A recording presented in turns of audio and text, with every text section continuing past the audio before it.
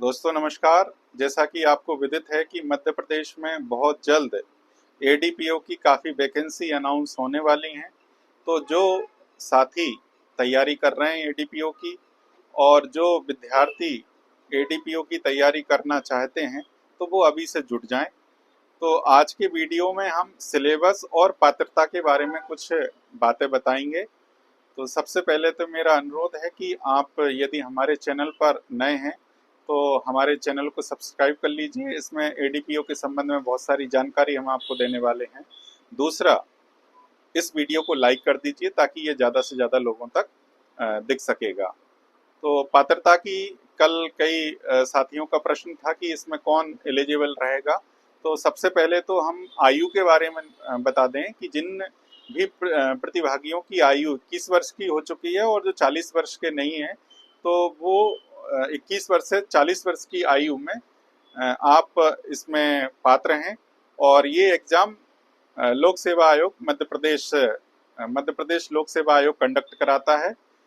इसमें शैक्षणिक योग्यता की यदि बात हम करें तो उसमें जिन्होंने भी एलएलबी की डिग्री प्राप्त कर ली है या जो एलएलबी फाइनल ईयर में अध्ययनरत हैं तो वो इसमें फॉर्म भर सकते हैं। और भी जो नोटिफिकेशन आएगा उसमें, लेकिन ये जो पिछली वैकेंसी 2021 में आई थी उसमें इस तरीके के नियम थे। तो एक तो आयु, दूसरा शैक्षणिक योग्यता और बाकी जो भी आरक्षित वर्ग से छात्र छात्राएं हैं उनके लिए जो भी नियम है उसके अनुसार पात्रता रहती है। तो ये सामान्य तौर पर सभी विद्यार्थियों के लिए जो 40 वर्ष तक की आयु के हैं और जिन्होंने एलएलबी कर रखी है तो वो इसमें एलिजिबल हैं, वो फॉर्म भर सकते हैं।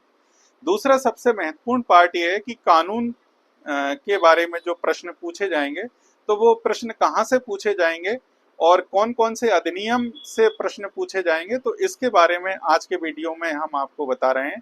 तो 2021 में जो पाठ्यक्रम शामिल किया गया था उसमें 32 अधिनियम थे और 32 अधिनियम को 10 यूनिट में विभाजित किया था। तो पहली यूनिट में 3 अधिनियम है जिसमें भारत का संविधान, आईपीसी और अपराधी परिवीक्षा अधिनियम, इन 3 अधिनियम को मिलकर पहली यूनिट बनाई गई थी। तो इसमें चूंकि आईपीसी को निरस्त कर दिया, अब इसके स्थान पर भारतीय न्याय संहिता आ गई है तो आप इसको आईपीसी की जगह न्याय संहिता को यहाँ पर शामिल कर लीजिए। तो ऐसे करके आपकी पहली यूनिट हो जाएगी। इसी तरीके से आप जो कानून का पार्ट है उसमें दूसरा इकाई है, उसमें भी 3 सब्जेक्ट हैं।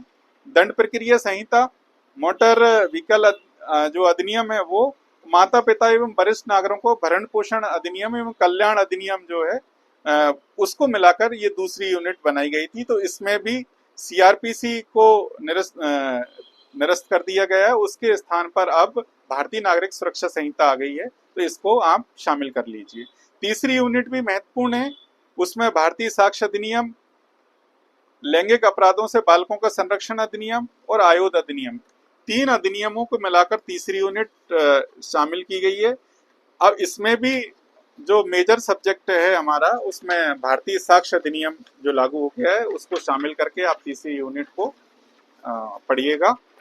चौथी यूनिट में 3 सब्जेक्ट हैं, इसमें कार्यस्थल पर महिलाओं का यौन उत्पीड़न रोकथाम निषेध निवारण अधिनियम 2013, दूसरा इसमें अधिनियम है आवश्यक वस्तु अधिनियम 1955, तीसरा अधिनियम है लोक संपत्ति को नुकसानी का निवारण अधिनियम 1984।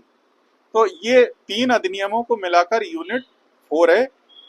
5वीं यूनिट में वन्य जीव संरक्षण अधिनियम 1972, 5वीं यूनिट का दूसरा अधिनियम है विस्फोटक अधिनियम, सूचना प्रौद्योगिकी आईटी एक्ट 2000 का जो आईटी एक्ट है इसमें 5वीं यूनिट में शामिल है। ये 3 अधिनियमों को लेकर 5वीं यूनिट है।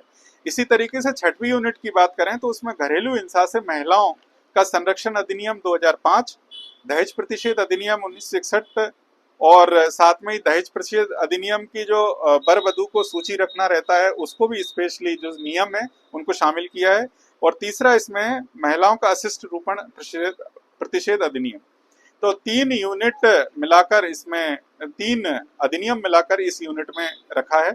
7वीं यूनिट में सूचना का अधिकार अधिनियम है और एनडीपीएस एक्ट है और पीसीपीएनडी डीटी एक्ट, गर्भ धारण पूर्व प्रसव पूर्व निदान तकनीक अधिनियम जो है उसको मिलाकर ये 7वीं यूनिट तैयार की है।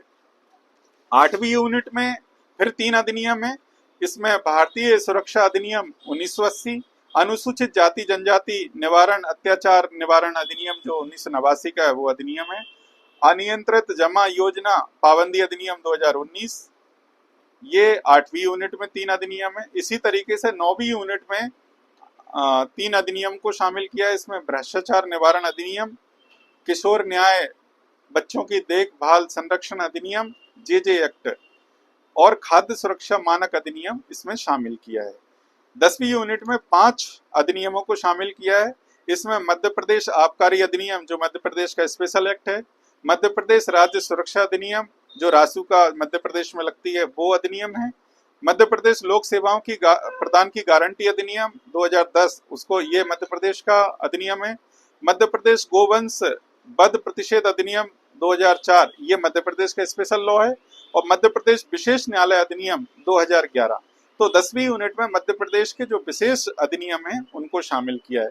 ये सिलेबस के संबंध में जानकारी थी। अगले सिलेबस में हम आपको मध्य प्रदेश के सामान्य ज्ञान के संबंध में जानकारी देंगे कि उस सिलेबस में क्या क्या पूछा जाएगा और किस यूनिट में कौन सा पार्ट शामिल किया है। उम्मीद है ये जानकारी आपके लिए लाभदायक होगी। आप सभी इस सिलेबस को अपने दोस्तों में शेयर कर दीजिए और हमारी ये जानकारी वीडियो के माध्यम से और भी लोगों को शेयर कर दीजिए ताकि ज़्यादा से ज़्यादा लोग लाभान्वित हो सकें। धन्यवाद।